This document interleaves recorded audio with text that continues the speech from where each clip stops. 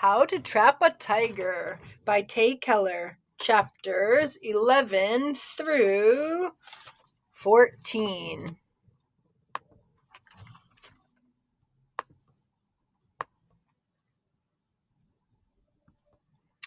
Chapter 11. It's not a tiger, it's a boy. A short white boy wearing a bright orange shirt, black jeans, and an old-fashioned newsboy hat over shaggy brown hair. Sorry, I blurt. I look over his shoulder. I could have sworn I saw a tiger tail, but there's nothing. We're just standing in one of the aisles, surrounded by comic books. The boy laughs and tips his hat. Hello, I'm Ricky. I'm sorry we had to meet in a collision situation. Before I can respond, he shouts to Jensen, who runs up behind me. Hey, Jensen, I ran here from where my dad dropped me off in the parking lot because I know you hate when I'm late. He wipes pinpricks of sweat off his upper lip for dramatic effect. So it was really considerate of me, just saying. Jensen sighs. Ricky, please keep your voice down. When Ricky grins, the corners of his eyes crinkle, and little dimples form on his round cheeks. I can tell he's one of those sticky people, because I like him right away. He turns back to me. So, hello. Who are you, and what is your story? And why are you in this sad little library? I'm Lily, I say, and then my mind goes blank. He stares at me, waiting for more, and I wish my invisibility would kick in right about now. Jensen saves me. Lily just moved in with her grandmother in the house across the street from here. Gesturing to Ricky, Jensen adds, Lily, this is Ricky, one of my summer two T's. We meet every Tuesday and Thursday. She turns directly to Ricky and says, and the library isn't sad, it's just a little rundown. Is she getting tutored with me? Ricky asks Jensen, as if I'm not there. I get the same feeling I have with Mom and Sam sometimes, like I'm in the way, or I've walked into a conversation I don't belong in. Or, I guess, ran into it. I dig my toe into the floor. No, I'm just looking for books. His eyes go wide and he looks at the shelves of comics. Do you like comics too? I love them. I'm reading through the original Supermans right now. Well, the issues that Joe has here, at least. I know a lot of people think Superman's not cool. And I'm not saying he's my favorite superhero. He's just canon, you know? Yeah, he's. I pause, trying to think of something to continue the conversation. Anything I know about Superman. I draw a blank. Thankfully, Jensen chimes in. Lily likes tigers, so she's looking for books about them, Jensen tells him, which is kind of embarrassing. I want to correct her. I don't like tigers. But I shrug and force a smile. Ricky's grin returns. Whoa, I've never met a girl who likes tigers before. Well, yeah.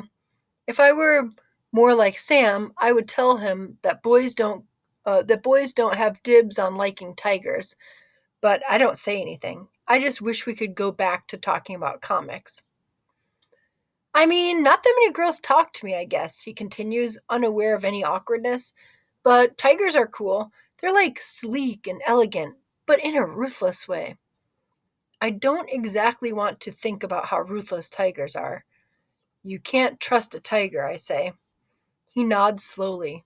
You can't trust a tiger, he repeats, like I've said something fascinating he's trying to commit it to memory. I like that. My great grandpa was a tiger hunter, but that's actually really bad because are endangered and that's illegal now. So my dad doesn't want me to tell people about that. He pauses. I mean, okay, that's enough stalling for now, Jensen says. Let's get to work, Ricky. She drags him away and they leave me standing in the aisle, head whirling. Maybe I imagined the tiger, but I don't think so. The tiger was here. I know it was here. What would have happened if Ricky hadn't interrupted? What would have happened if I'd caught it? A sleek, elegant, ruthless, magical tiger is hunting my family, and I chased it. I can't tell if that was incredibly brave or incredibly dangerous, or maybe a bit of both. Chapter 12. The next afternoon, Mom's at another interview, and Halmoni naps through lunch, which is unusual, because even though Halmoni loves to sleep, she loves eating even more. Sam's upstairs on her computer, and I have nothing to do but snack on peanut butter cups, pace, and think about that tiger. Here's what I know. 1. The tiger found Halmoni, or at least the tiger found me, which means it will find Halmoni soon enough. Number 2, tigers are determined. It wants the stories, and it will do whatever it takes to get them back. The Kosa should have kept the tiger away, but I saw it in the library, so that obviously didn't work. Number 3, we need more protection, and even though talking about the tiger upsets Halmoni, I need to tell her. When I can't pace any longer, I slip into Halmoni's bedroom. The dust dances in the air, catching in the window light, and the misty light from the outside makes the room hazy. It feels like I've stepped into a separate world, like a little mini universe trapped in time. I pull back the covers and gently shake my grandmother awake. Halmoni, I whisper, Halmoni, wake up. She mumbles and turns over in bed, so I shake her again, a little harder, maybe a little too hard. She cracks her eyes open. Lily Bean, she murmurs, you hungry? Not really, I say. Honestly, I'm pretty full on peanut butter cups. She climbs out of bed, slowly and intently, like she's climbing out of quicksand. Sitting on the edge of the mattress, she stretches, and I can almost see the sleep sliding off her. She looks weak. Halmoni, I blurt, my tiger questions temporarily on hold. Is the bug gone? Are you sure you're okay? I'm better than okay. My family is here. That's all I ever want. She smiles, but her words wobble. You stop worrying. Speaking of worrying, I tug at one of my braids. I think we need more protection than just Kosa. I saw the tiger again. For a second, fear ignites in Halmoni's eyes. But then she closes them and shakes her head. When her eyes open again, she is soft and smiling. She opens her nightstand drawer and pulls out a sheaf of dried herbs. Then she breaks off a piece and places it in my palm. This is for you. It makes you safe, okay? So you don't worry anymore. I stare at the shriveled plant and look up at her. What is it? This mugwort, she explains. This my medicine to eat. But you don't eat. You keep in your pockets and it give you protection. I thank her and slip the dried herb in my pocket. And this, she hesitates before reaching behind her neck and unlatching the necklace. The silver chain with the pearl pendant, her special necklace, the one she wears every day, the one she rubs between her fingers when she's trying to find the right English words.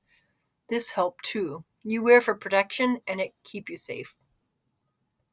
My pulse beats in every limb as she fastens it around my neck. It's heavier than it looks. But this is yours, I say. Yes, and now it is yours. I press my palm against the pendant. It's warmer than I expected. It warms my chest, and I like the way it feels. Heavy above my heart. Did this really keep you safe? I'm here, yes. I pinch the pearl between my fingers, and it seems to buzz with energy. Wow. But what about you? Don't you still need protection? The tigers are hunting.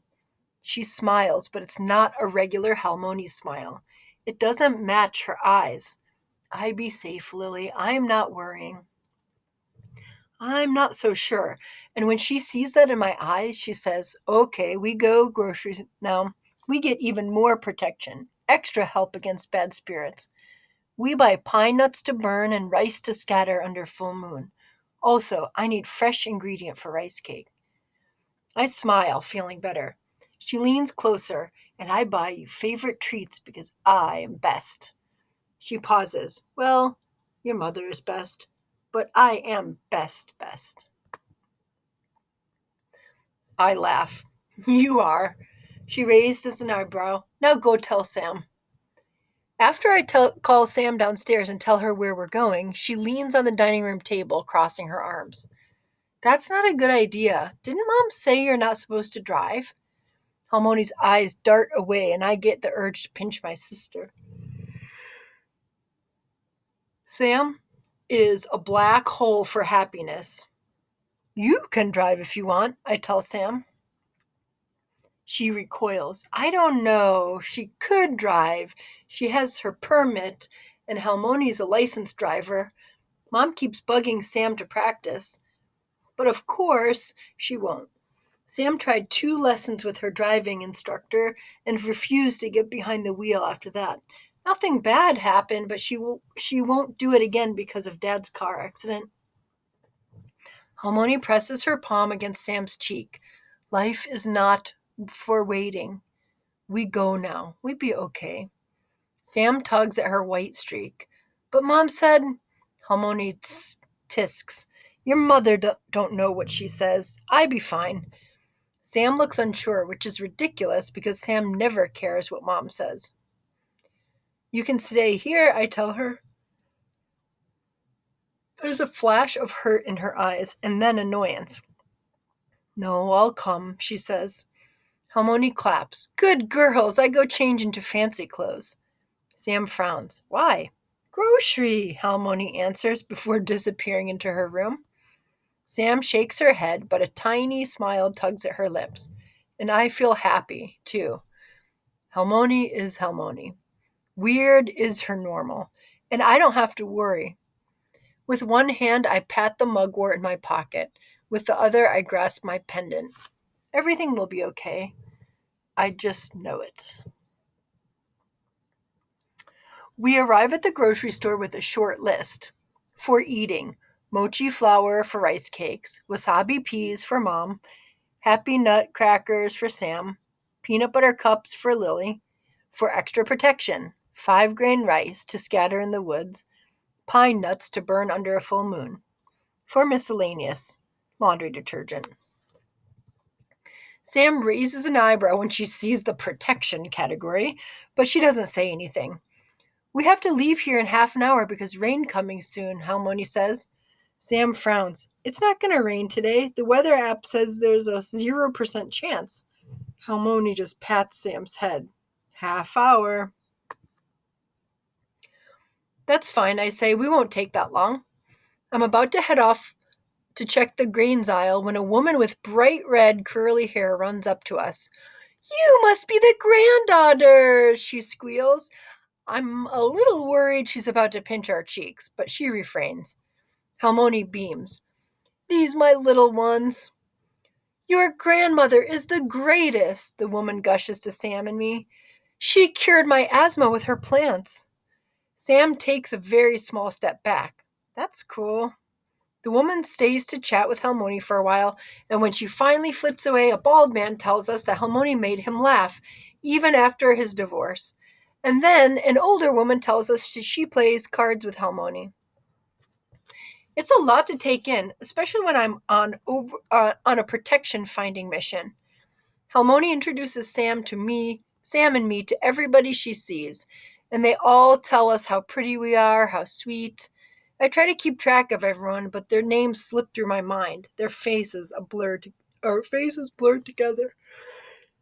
Halmoni is so popular here. Everybody knows her. Everybody loves her. And I have no idea who these people are. After about 20 minutes, Sam pulls me into a cereal aisle to hide. Halmoni tricked us, she says. This isn't a quick grocery store run. This is a whole event.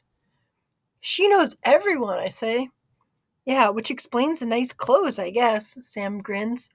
Halmoni has a lot of friends, I say, checking our list. I guess there's no harm in waiting for Halmoni. Sam plops down on the floor. There are so many people we don't know, and they all have a story about her. It's like she has a secret life. I join her, sitting on the tiles and leaning against the store brand Frosted Flakes. I don't say anything, but she knows I agree. Our sister telepathy hasn't disappeared completely. I picked at the stitching of my jeans. Speaking of stories, I wait for Sam to roll her eyes, but she doesn't, so I continue. Hermione told me this weird one I never heard about tigers. Sam raises an eyebrow. A silent, go on. I take a deep breath. You know how Hermione always said that the stars were made of stories? Well, apparently that's true, and the tigers used to guard them. But Hermione stole some of the stars and hid them in jars or something, and now the tigers are mad. Sam frowns. That's a weird story, Lily. Hermione's crazy. She's not crazy, don't say that. But anyway, she said, when did she tell you all this? The first night we were here, but her eyes fall to the pendant around my neck. And when did she give you that? Automatically, my hand flies to my chest, covering it, as if it's something to hide. Just now, before we left, she was talking about different kinds of protection. Sam unties and then reties her shoelaces for no apparent reason. I don't know why she never talks to me about this stuff. I didn't realize that Sam wanted Hermione to tell her stuff. For a second, I considered telling Sam everything about how I saw a tiger that should be impossible, and about how I chased that tiger, even though I knew it was dangerous, and I still can't really explain why. But then I had a familiar voice. I heard a, I, oh, but then I hear a familiar voice in the next aisle. Maybe we could make muffins or cupcakes or something. Like we could use Mom's recipe. Or the sticky buns she used to make. It's Ricky. When I rise to my feet and press my ear against the cereal boxes, Sam gives me a look that says, "What is wrong with you?" I don't have to answer. I don't have any answer to that. I know it's wrong to eavesdrop, but for some reason, I don't stop myself. Maybe it's because Ricky is sticky, or maybe it's because I'm nosy, or maybe it's because Ricky was there when I saw the tiger. I tiptoe down the aisle until I reach the end. There's a big buy two, get one free display of Lucky Charms. About 100 stacked cereal boxes, and I use it as a spy shield. I peek around the side. Invisible, I tell myself, calling on my superpower with all my might. Ricky walks down the aisle with a man who I'm guessing is his dad, because he looks like a grown up version of Ricky. Same messy brown hair, same big blue eyes. I wonder if Ricky's great grandfather looked like that too, the tiger hunter. Sam frowns in confusion and follows me to the end of the aisle. Lily? She asks, but I shush her, and she joins me in spying. Who's that? She whispers. I shake my head so she'll be quiet, but she nudges me in the ribs. Sam is incapable of being invisible. I met him at the library, I say as quietly as I can. Sam makes a noise that says she knows something I don't know, which is annoying, but I ignore her.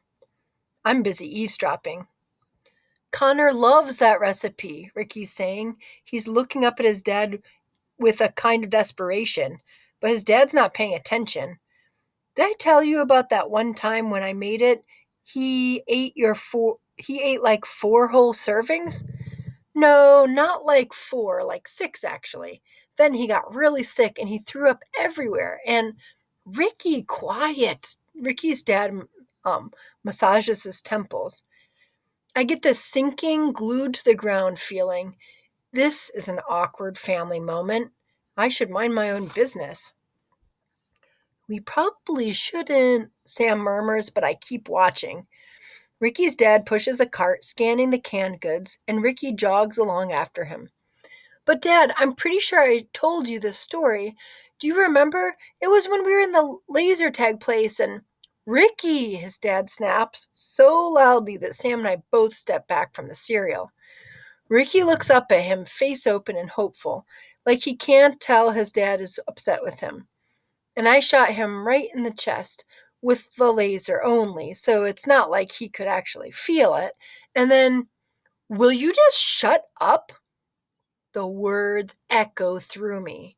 I feel the horribleness of them in my chest, squeezing hard. Sam tugs at my shirt sleeve. Come on, she whispers.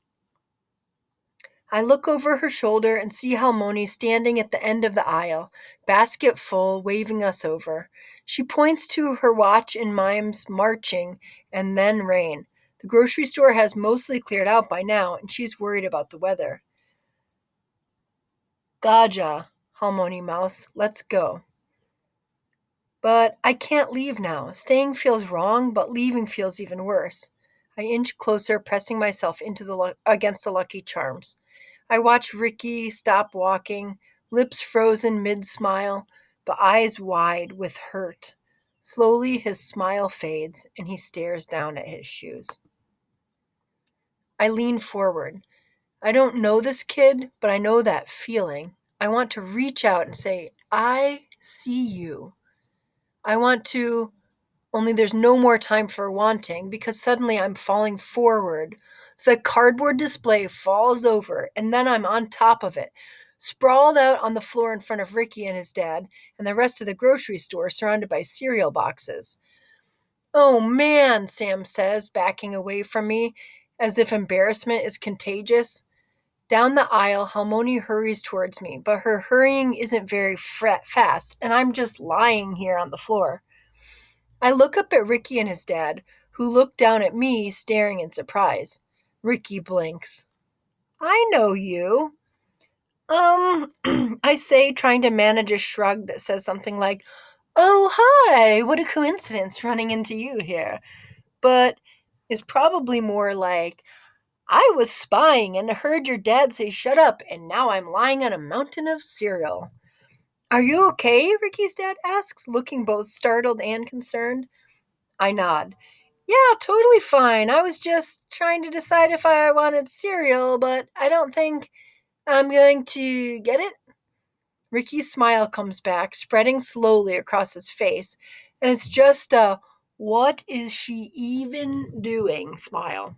But still, Sam snorts, which is rude. I stand up and clear my throat. Bye. I'm very much ready to run away now, but Halmoni's finally made it here, and she stops me. Halmoni runs a hand over my hair, which is probably a mess, and beams at Ricky and his dad. Hello, boys. Ricky's dad clears his throat. Hello, Aicha. Halmoni smiles at Ricky's dad and points at the cereal. You help me fix that, please. He lurches forward and props the cardboard shelf up. It falls right back over. I guess completely crushing it ruined its ability to be a shelf. Sorry, I mumble.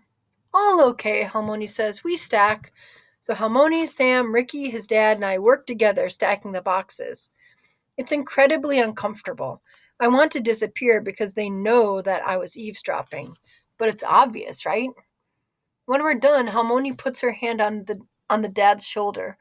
Thank you, she says. It is always good to help each other when we need it.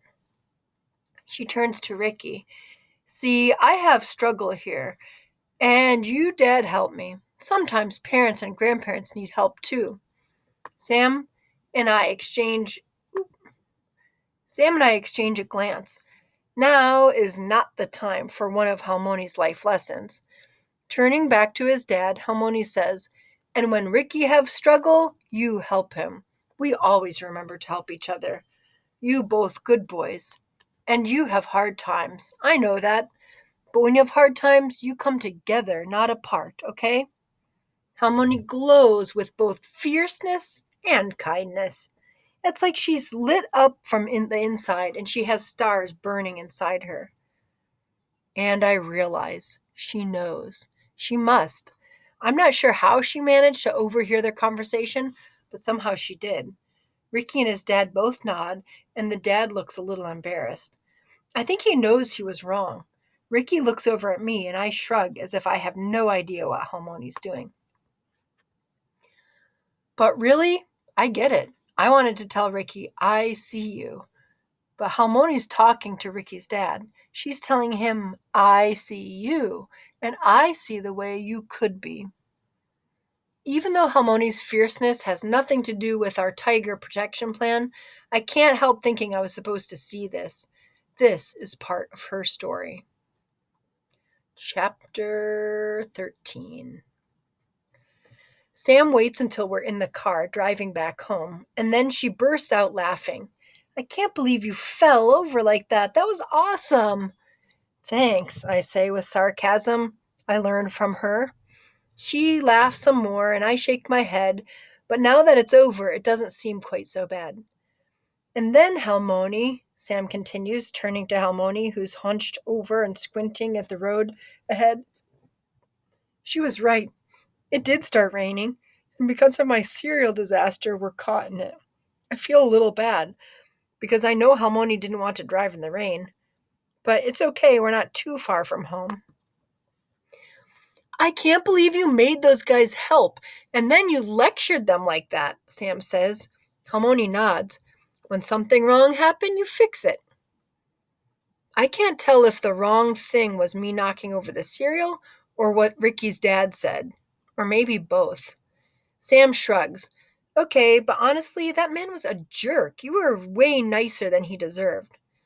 Halmoni glances over at Sam, then at me, her eyes serious. When I very little, before my mom leave, she tell me something important. She say, Aisha, learn this. Everybody have good and bad in them. But sometimes they so focused on sad, scary stories in life that they forget the good. When that happen, you don't tell them they are bad. That only make it worse. You remind them of the good. I turn her words over in my head. Is that why sad stories are dangerous, Halmoni? Because they make people mad? They make people bad? She starts to answer, but a cough steals her words and she shudders. Maybe it's just the shadows of raindrops hitting the windshield and the fading evening light, but I notice that she looks pale. Her skin is splotchy. She shudders again, and Sam glances back and forth between Halmoni and the road. Halmoni, road. Halmoni? Sam asks. She puts her hand on Halmoni's shoulder and is about to say something when the car shudders, too. Sam grips her armrest. What's wrong, Halmoni? Are you okay? Halmoni doesn't answer. She stares straight ahead, shaking her head slightly. I follow her gaze, and I see the tiger. It stands right in front of us, eyes locked on Halmoni. And the weirdest thing, it's like it's not raining around the tiger. The tiger isn't getting wet, as if there's a protective bubble around it where the rain refuses to fall. I turn to Halmoni and I can tell she sees it too. Not yet, she mutters, eyes straight ahead. Not ready yet. Heart racing, I stuff my hand into my pocket, feeling for the mugwort. Halmoni swerves suddenly. The wheels skid through the rain, and my seatbelt slices into my shoulder. The car dives to the side of the road, and Sam screams, and I think I do too. When we come to a stop, panting, gasping, I can't even see straight. Halmoni, Sam asks again, but Halmoni starts coughing uncontrollably. In the rearview mirror, Halmoni's whole face puckers like a sour plum seed. Then Halmoni's in motion, and we can't stop her. She opens her door and hobbles over to the side of the road, clutching her stomach. Hunched, she drops to her knees, and her body shakes as she coughs. Sam and I rush out of the car and spin around, looking for the tiger, but it's gone. Oh, and I spin around looking for the tiger, but it's gone. Halmoni throws up in the grass, and I wrap my arms around my chest. This is more than a bug. I stand on the side of the road in the rain, paralyzed as I watch her. When something wrong happens, we're supposed to fix it. But what if there's nothing we can do? When Sam turns to me, her face is moon white and her eyes are wide. What do we do? She asks, which isn't fair because she's supposed to know. Big sisters are not supposed to get scared. Little sisters get scared, and then big sisters comfort them and say, It's okay, I'll be the moon. Seriously, what do we do? She repeats, as if by saying it louder, she can demand an answer from the universe. Halmoni heaves, a sound raw and heavy, and I try not to hear it. We should call 911, I say, only it comes out as a question. Sam shakes her head. You don't call 911 for vomit, But she doesn't sound so sure. She holds her phone in her hand, staring at it like she wants it to make the decision for her. Do something, I whisper, and Sam stares back, eyes wide, hand shaking. Mom, Halmoni gasps. Call your mom. Sam dials, and 10 minutes later, Mom's tires screech against the road behind us. She throws her car into park behind Halmoni's, and we are saved from having to save her Halmoni. Mom's still in her interview clothes, still in work mode, and she shouts at us as she runs over to help Halmoni up. What's going on? What are you doing out here? She's not supposed to drive. Why didn't you call me sooner? Sam, I told you to call me if anything went wrong. Only she's not really talking to us because she's busy with Halmoni. She dabs Halmoni's lips with a tissue, rubs her back. We used to do that to Sam, or she used to do that to Sam and me when we got sick. Only we're the kids, and Halmoni is her mom, so everything is upside down. Mom pulls a pill out of her purse and tries to slip it into Halmoni's mouth. Halmoni turns away, protesting, but Mom insists. I turn to Sam, looking for answers, but Sam doesn't see me. She's too busy staring at Halmoni, chewing her thumbnail so hard I'm afraid it might bleed.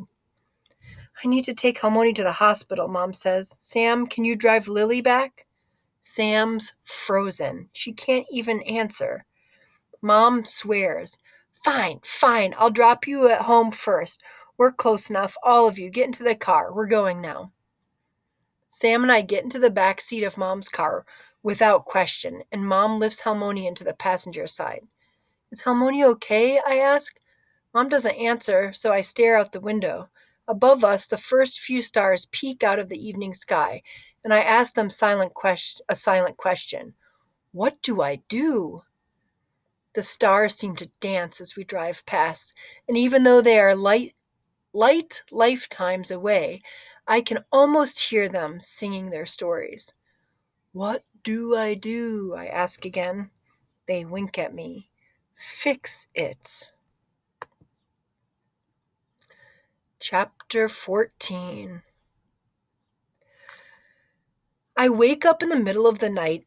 Sam's still sleeping. She was up later than me, waiting for Mom and Halmoni. I don't know if they came home, and I can't stand not knowing. I can't stand feeling helpless, like I have to fix it, but I don't know how. Quietly, I walk downstairs, Mom's sleeping bag on the couch, and I crack Halmoni's door open. Inside, she's wrapped in a cocoon of silk sheets, and I feel dizzy with relief. Halmoni's okay. I press my hand against the wall to keep from tipping over. I want to go to her, but the image of her in the road burns in my brain. Leftover fear sits in my chest. For now, it's enough to just know she's all right, so I shut the door. As I do, the house groans, shattering the silent night. Shadows dance around me. And from behind me, someone says, Hello, Lily. It is a gravelly female voice. It scrapes against my ears like claws on rice paper. I've been searching for your family for a long, long time. I spin around, trying to find the source of the voice, but there's nobody else in the room except for Mom, who's still sleeping. My rabbit heart panics, pounding against my ribs like it wants to escape. Oh, come now. I'm not that scary. The voice seems to come from all around me, from inside me even. It echoes in my chest. The shadows in the kitchen start to take shape, shifting and stretching. Then they come together, forming one shape. The giant shadow steps forward into the starlight, and it becomes the tiger, big as a car, filling the whole hallway. You talk, I whisper, and then, without meaning to, I add, and your girl. I clamp my lips shut because what a ridiculous thing to say. She scoffs. Typical. You hear one story about a male tiger and think we're all the same? Humans are the worst. She takes a step toward me and I press myself back. My shoulder blades dig into Halmoni's door. Maybe I'm trapped in an elaborate dream, but I don't think so. I feel the chill in the air, the brush of goosebumps on my arm. the warped wood beneath my feet, and the pinch in my shoulders as I press them back. Dreams are not made of details. Are nightmares? I glance over at Mom on the couch, but she just snores. Don't worry, the tiger says. Your mother won't be bothering us. My whole body clenches, but the tiger rolls her eyes. She's a heavy sleeper. A not small part of my brain is screaming, You are talking to a tiger! A tiger is talking to you! This is for sure impossible. I feel a little dizzy. Go away, I tell her. The tiger steps closer, tail swishing back and forth. She tilts her head and flicks an ear. Why so hostile, little egg? I'm not going to eat you. Just so you know, I'm on a kimchi diet. I stare at her. This is the monster Halmoni warned me about. She makes a sound that's halfway between a purr and a growl. Your Halmoni stole the stars, and I'm here to collect them. That is all. Will you help me, little one? My mouth is so dry, I can barely form the word, but I manage, No. She sighs. You humans understand so little of the world, and your Halmoni can't see what she's done. She doesn't see what's harming her. I only want to help. Trust me. I shake my head because Halmoni told me to not trust tigers, and it's pretty clear that the tiger is harming her. The tiger was in the road when Halmoni got sick. The tiger scared her. But the big cat continues. Story magic is powerful, powerful enough to change someone. And when a story is locked away, its magic only grows.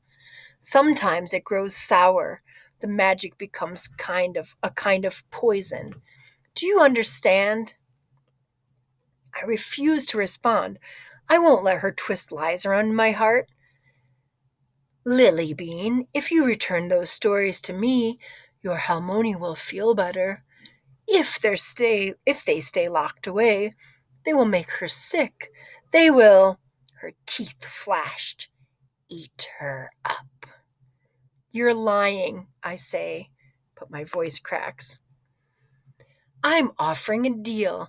You help me find the stories, I'll return them to their place in the sky, and you'll never have to think about them again. I get my stars back, and we help your Halmoni. You don't even have to hear the stories. Everybody wins. The tiger shifts her weight paw to paw, and her fur glistens in the starlight. Don't you want to be a hero? Here's the scariest part. Something deep inside me says yes. I am never the hero, not like Halmoni, and part of me wants to be. I bite my lip so my yes won't escape. You should know, her voice is so deep it vibrates through me. This is your one chance to help your Halmoni. I won't offer again. Halmoni told me to be careful, and just the thought of making a deal with the tiger rips my stomach to shreds. But there's so much Halmoni didn't tell me. There's so much she's kept hidden, so much I want to know. What if the tiger's right? What if the stolen star stories are making Halmoni sick? I am frozen, trapped in my own thoughts. This is my problem. This is why Sam calls me a QAG. I am so afraid of saying the wrong answer that I don't say anything at all. For a few stretched out moments, the tiger waits. Then she shakes her head. Already she's fading into shadow. I was hoping you'd surprise me. I think of Halmoni tonight and how helpless I felt and how I need to fix this. Wait, I call out. I'll do it. But I'm too late. Her stripes blur into blackness and she's gone. Dun dun dun.